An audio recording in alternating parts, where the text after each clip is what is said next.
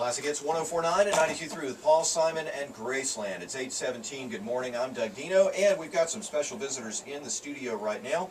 I want to welcome Jim Keene, who is president of the North Carolina Beach Buggy Association, and Warren Judge, chairman of the Dare County Board of Commissioners. Gentlemen, welcome to the show. Thank you. Good morning. This morning we're talking about some of the steps that the National Park Service has put in place for doing research and finding out what people are thinking about the access to Cape Hatteras National Seashore Recreation Area. And you guys are here to talk a little bit about what's going on with the draft environmental impact statement.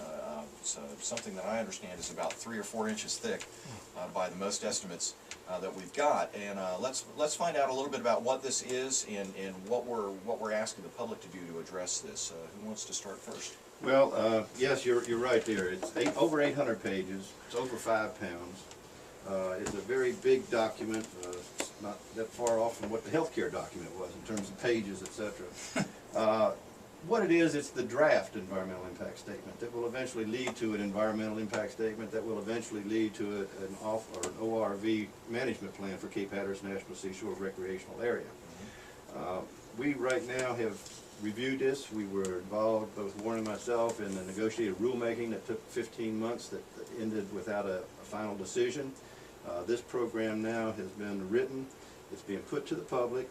The public has 30 days to respond to an 800-page document, and we have asked for extensions. We've been turned down twice so far, but we're asking again that they extend it to give the people a fair time to look at it, review it, understand it, and comment on it. I'm just trying to think of how many pages a day that is. 800 pages in 30 days. A lot. And some of the pages fold out like Playboy. Oh, yeah, okay. So, excuse me, but it's not nearly as interesting. Well, the coastline here is a very sexy coastline. Yes, it is. Correct. What we've got is an opportunity for people to speak and possibly speak about something that they really have no chance of finding out all the details about. Is that really what's kind of going on here? Yes, sir. That's exactly right. If we can deliver one message today, come around here a little bit. If we can deliver one message today, Doug, to your listeners, and that is to become involved in this issue. It's been really billed over the years as a driving on the beach issue, and it's much more than that. It is an access issue. To the folks that are listening this morning, if you like to come to the Cape Hatteras National Seashore Recreational Area and go out on the beach, you need to be involved in this. If you walk to the beach, you need to be involved in this. If you like to lay on the beach or collect seashells or watch birds or fly kites, you need to be involved in this, because this is affecting everybody. It affects all access. The special interest groups have tried to make this a driving on the beach is bad issue, but it's so much more than whether you use a vehicle to access the beach or whether you walk to the beach. And if we can leave here today accomplishing anything, and that is a call to arms for all who enjoy and use the Cape Hatteras National Seashore Recreation. All right, so you guys have cracked this down. You've boiled the 4-inch document here into some of the important parts, and you've got some workshops set up to help people understand kind of what's going on with this? That's correct.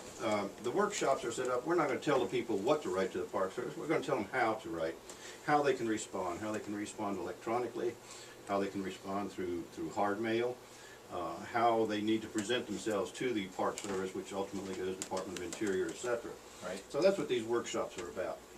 And you've got these set here, they're coming up here in the next couple of weeks, 3 in a row, one in Buxton, one in Ocracoke, and one in Kilda Hills, kind of spread out pretty well. Tell me a little bit about what people should do to try and get into these. Do they need to reserve seats or anything like that, or how do they get into these? Does it cost anything to stop by, or what do people have to do to go to these? No expense except your time. Please just come out. We will work with you. We will make a presentation initially. Then we'll follow up with some open time where we can have some one-on-one time if we have specific questions. We will stay there until the questions are answered. Right. And that's true at all 3 of them. We're also looking at the possibility of setting up a workshop in the Hampton area to precede the Park Service. And the reason we've chose these locations is the same locations that the Park Service is going to have their open meetings the following week. All right, very good. So give me a little information here about where these are going to be. Well, we'll be in Buxton at Cape Hatteras Secondary School on Tuesday, April 13th, Wednesday, April 14th in Ocracoke at the Community Building, and Thursday, April 15th in Kill Devil Hills at First Flight High School. The public meetings held by the Park Service will be in Ocracoke on April 26th, Buxton on April 26th, that's a morning and an evening session, Kill Devil Hills on April the 27th, Raleigh, North Carolina on the 28th, and Hampton, Virginia on the 29th. The specific locations and times, etc., you can see these either at www.preservebeachaccess.org or www.ncbba.org, and we'll keep everything up to date and posted for everybody to see and to answer probably some questions before you ever arrive. Avail yourself of the workshops next week.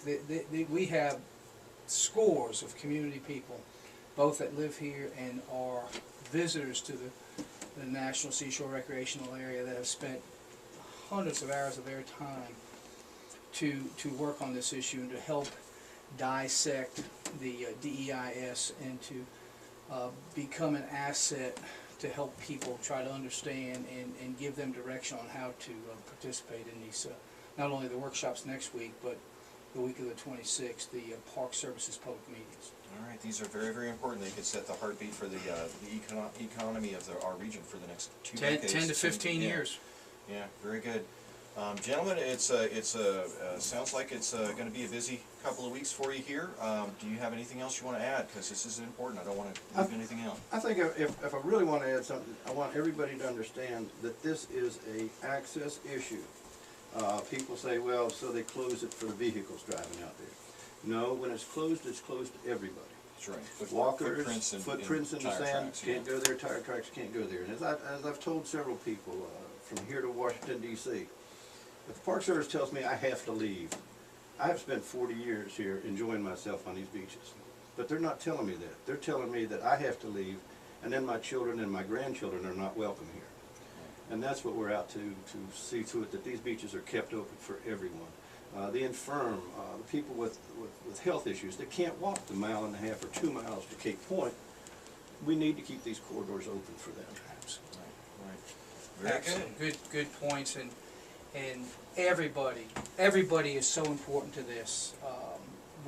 There's a handful of wealthy, influential people that have a stranglehold on Audubon and Southern Environmental Law Center, Defenders of Wildlife, that are greatly bullying the Department of Interior, and we need the everyday person that uses that National Seashore Recreational Area to participate. And we are convinced that we can make a difference, but we've got to have numbers come out and meaningful testimony. All right, 3 workshops on April 13th. It's Tuesday, 6:30 at Buxton at the Cape Hatteras Secondary School. Wednesday, April 14th, 7 o'clock at Ocracoke at the Community Building. Thursday, April 15th, 6:30 in Kill Devil Hills at First Flight High School. Gentlemen, we've got a long road ahead right now. Yes, sir. All right. Thank you. Thank you for coming by. It's Thank Jim you very Keene, much. President of North Carolina Beach Buggy Association, Warren Judge, Chairman of the Dare County Board of Commissioners, and we'll be hearing more about this issue, I guarantee, here in the next couple of weeks. We've got more music on the way right here on Classic Hits 104.9 and 92.3.